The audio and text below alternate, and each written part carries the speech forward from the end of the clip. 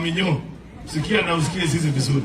Waminyo. Najua juzi nimeona unasomea rais ni kama ni bibi yako. Sasa ile unasikia kusomea mtu, wewe enda somea Dorcas. Hapana kuja kuandika list kubwa. Unajua hata nimeshangaa kwa mila ya Kiafrika huwa hatufanyi siasa kwa mazishi. Waafrika ni watu wangwana.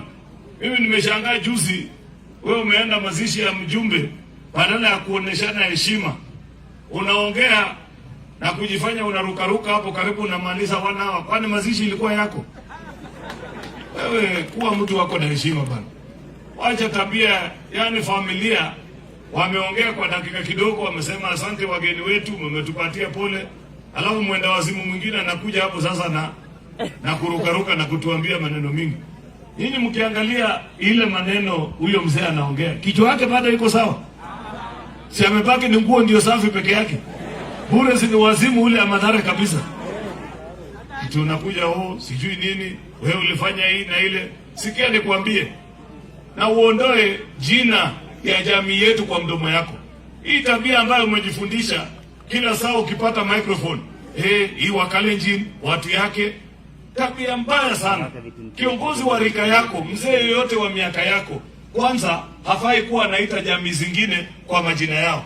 Hiyo ndio ilifanya sisi tukakufukuza kwa kazi. Kitu ya pili, sio William Ruto alikufukuza kwa kazi, ni tabia yako mbaya ndio ilikufukuza kwa kazi. Wakati umeenda ukaiba mali ya watoto wa ndugu yako ambaye amekufa, hiyo ndio vitu ilikufukuza kwa kazi.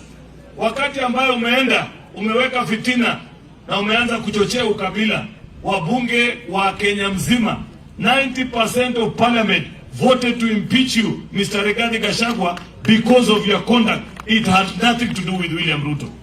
So please, desist this habit.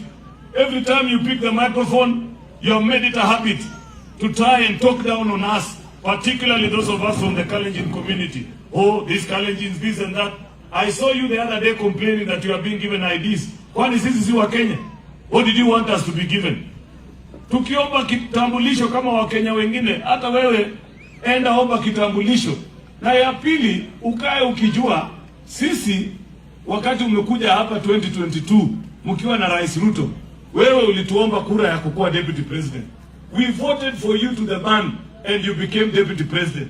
Wewe ulienda na kierere yako ukalewa power ukafutwa kazi. Sisi usituingize kwa hiyo kesi. It has nothing to do with us. If there is anything, you should be grateful to us. And I want to challenge the opposition. I saw you saying that we need to denounce this culture of goonism in our politics. I agree with you 100%.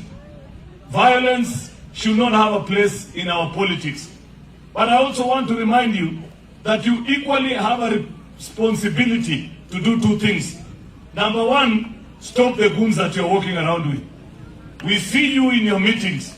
We know the kind of people. We saw you the other day, even just here in Nakuru. Some of the people you're working with were beating innocent civilians.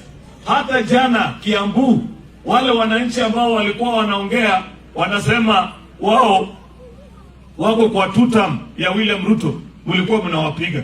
Kwa hivyo wacheni hiyo tabia.